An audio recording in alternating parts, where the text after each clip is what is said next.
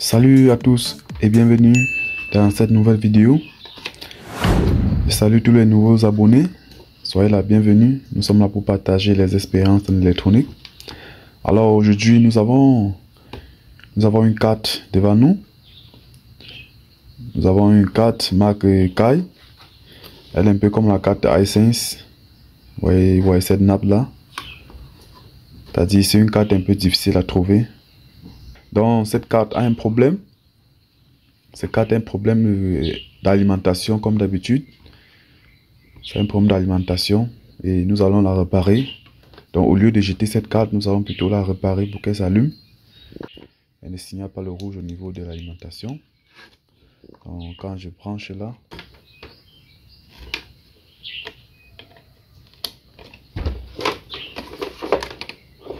voilà, je vais brancher au niveau de la prise. Voilà, vous voyez, j'ai déjà branché. Elle ne signale pas le rouge. Elle ne signale rien. Aucune tension ne sort. Voilà notre carte.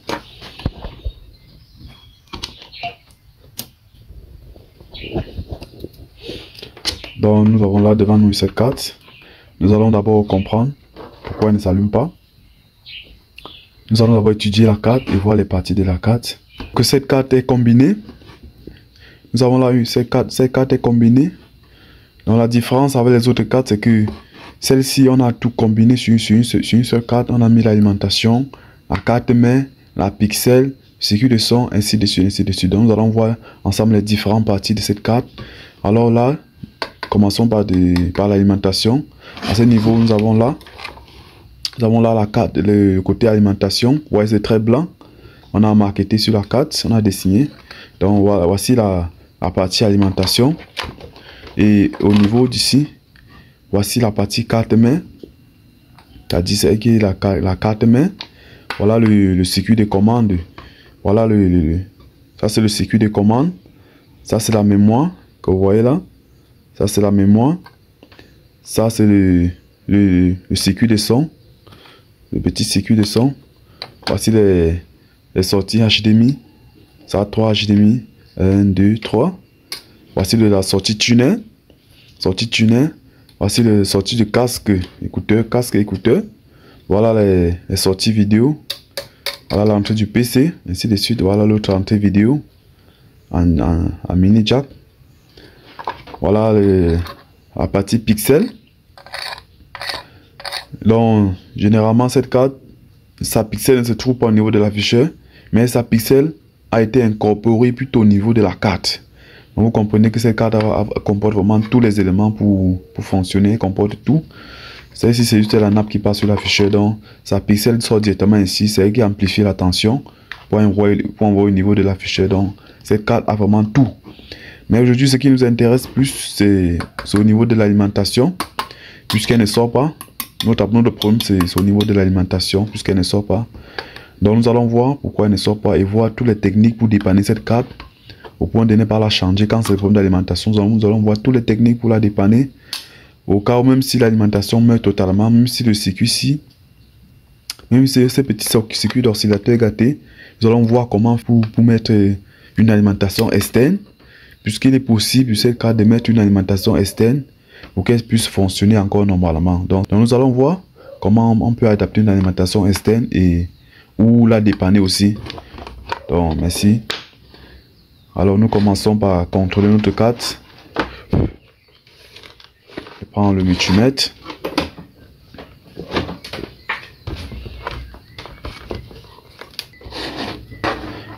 Nous commençons par contrôler toujours le fusible. On n'oublie pas les amis, lorsqu'on commence à travailler sur une carte, on contrôle toujours le fusible. Et où se trouve le fusible cette carte? Bon, moi dans mes débuts de l'électronique, je ne connaissais pas où se trouvait le fusible. C'est que le fusible se trouve à ce niveau. Puisqu'elle n'est pas comme les autres fusibles comme celle-ci. Voici le fusible celle-ci. Voici une carte LG, voici son fusible. Mais par contre celle-ci, son fusible est là. Son fusible est juste là. Juste là à l'entrée du courant. Elle est toute petite. Contrôler le fusible. Car nous savons que le fusible est est le gardien lorsqu'il y a un problème. Donc nous commençons par contrôler le fusible qui se trouve à ce niveau. Voilà. Nous voyons que le fusible ne passe pas du tout. Voilà. Et déjà le fusible est coupé. Nous allons voir s'il y a un problème devant. Contrôle le gros condensateur. Voilà, il constate que le gros condensateur n'est pas en court-circuit. Je vais retourner, contrôler.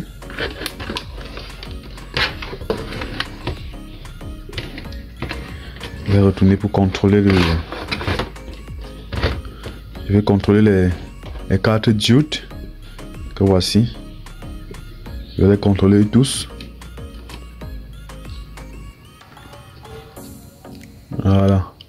Première bonne. Et tu bonne.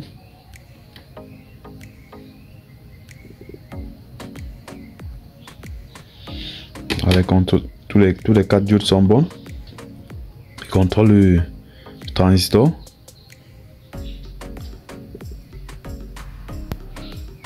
Ça c'est un transistor MOSFET à effet échange.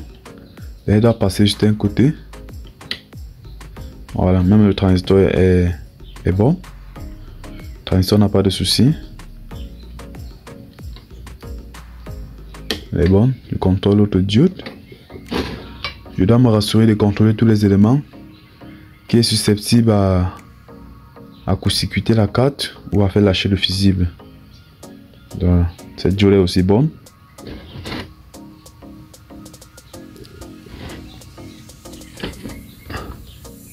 Je dois contrôler tous les diodes pour me rassurer qu'elles sont bonnes.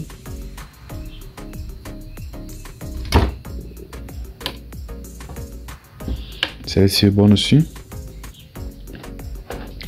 Bon, je dois contrôler un peu du côté externe.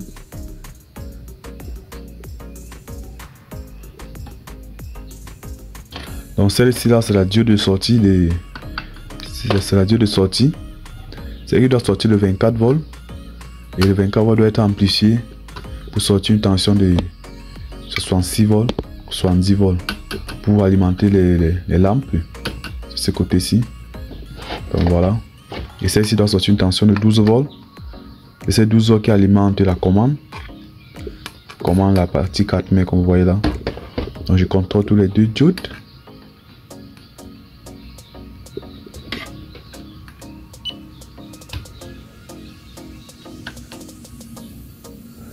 Voilà, tous les deux diodes fonctionnent normalement. Bon, je suppose que ce n'est que le fusible qui est grillé là, puisque tous les éléments montrent que la carte est bonne.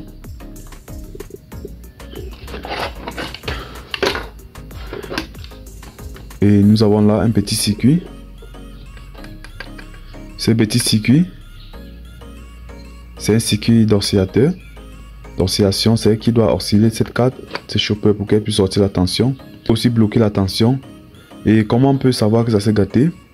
Si elle se gâte, elle va mettre ce petit condensateur de 25 volts 10 micros en court-circuit.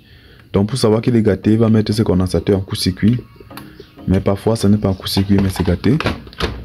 Donc nous allons tester ce petit condensateur. Si elle est en court-circuit, c'est que le petit circuit est gâté. Voilà. Ok, nous voyons que notre condensateur n'est pas en court-circuit. Notre condensateur est bon. Donc, ce que nous allons faire des tests. Nous allons faire des tests pour voir. Nous allons mettre...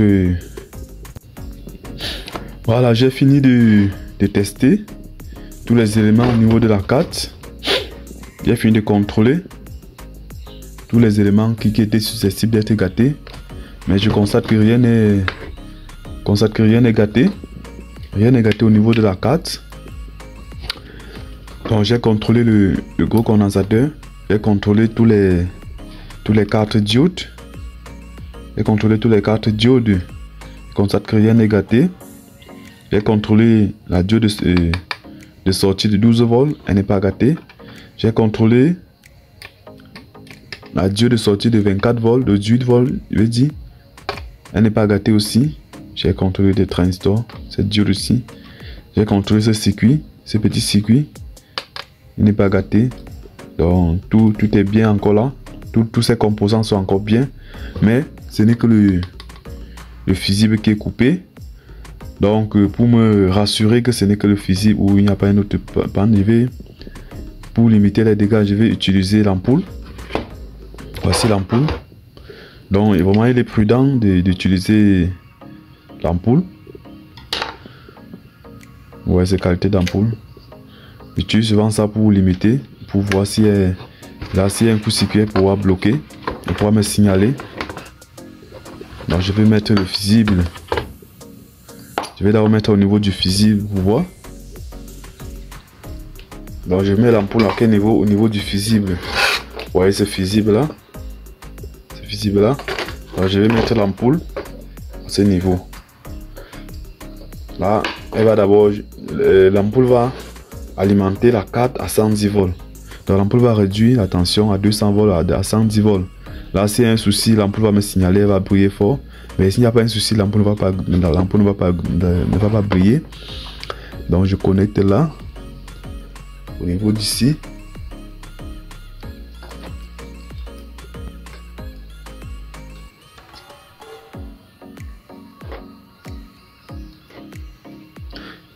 Voilà.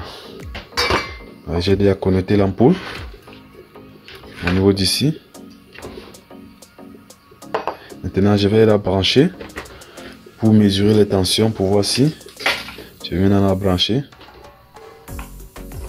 Donc, regardez le niveau de l'ampoule. S'il y a un problème, elle va signaler fort. Voilà, elle ne s'est pas du tout allumée. Elle ne s'est pas du tout allumée.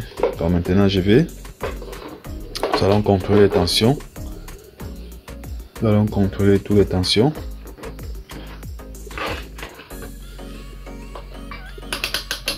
Il faut calibrer le multimètre au niveau des 1000 watts, des 1000 volts, pour avoir une bonne tension.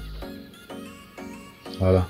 Nous commençons par contrôler le gros condensateur pour voir si ça charge, pour voir s'il y a la charge au niveau du gros condensateur.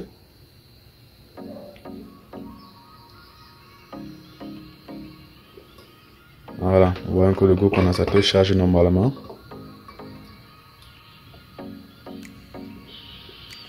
Le gros condensateur charge normalement. Maintenant, je vais juste contrôler le petit condensateur si elle charge aussi. Parce que ce petit condensateur doit charger d'une tension de 12 volts. Voilà, il charge quand 15 volts, c'est bon. Maintenant, je contrôle au niveau de la sortie. Au niveau de la sortie. Voilà, vous voyez, là, j'ai 12 volts. Au niveau de la sortie, j'ai une tension de 12 volts qui est stable.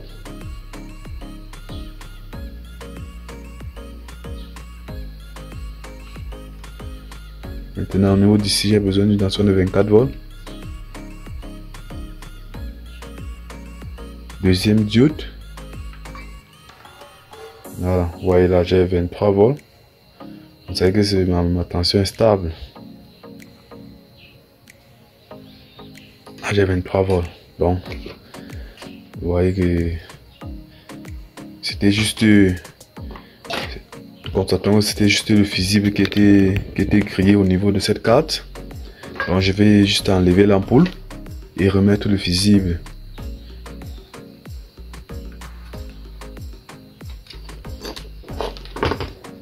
Là, juste remettre le fusible qui est là. Je vais dessouder. Et là, enlever le fusible pour remplacer par un autre.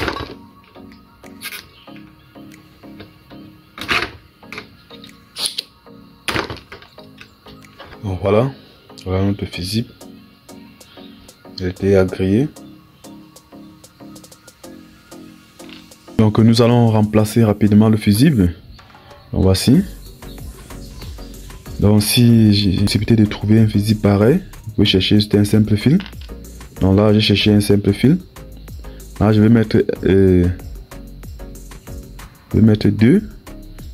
Nous allons mettre deux fibres de fil au niveau d'ici.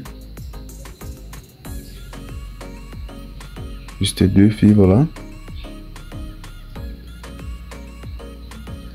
On doit bien l'enrouler.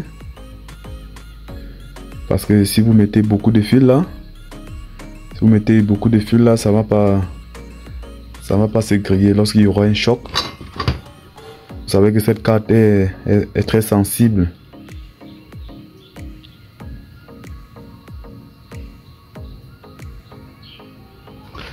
Voilà, je dois juste la mettre là à côté.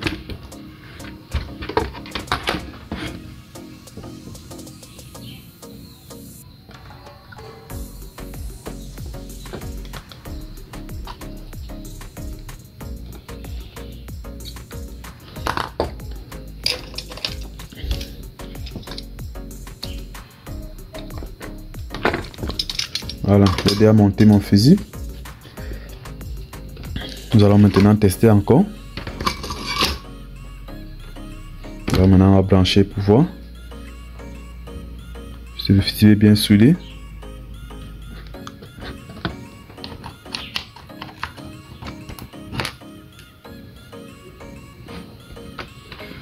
Bon, je contrôle encore les tensions. Je contrôle encore les différentes tensions pour voir si elles sortent normalement. Il nous faut 12 volts ici. À ce niveau, il nous faut 12 volts.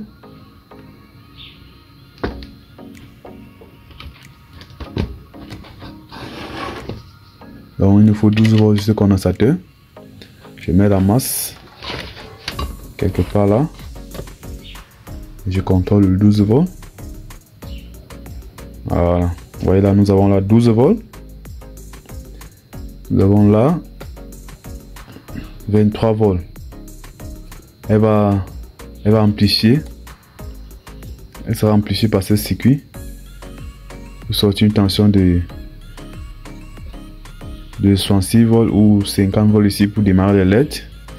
Donc pour le moment, comme ça n'a pas démarré, lorsqu'on va démarrer, elle va sortir une tension de 56 volts pour démarrer les LED. Donc voilà, notre travail déjà fini. Nous allons contrôler. Voilà, vous voyez là, j'ai le stand-by qui signale. Voilà, il y a le stand-by. Si on déclenche là, il va démarrer. Voilà, il a déjà démarré. Il a déjà démarré. Si nous prenons encore les tensions là, nous allons avoir une tension. Voilà, là, elle a déjà amplifié. Elle a déjà amplifié, mais comme elle ne voit pas les LED, elle va rentrer.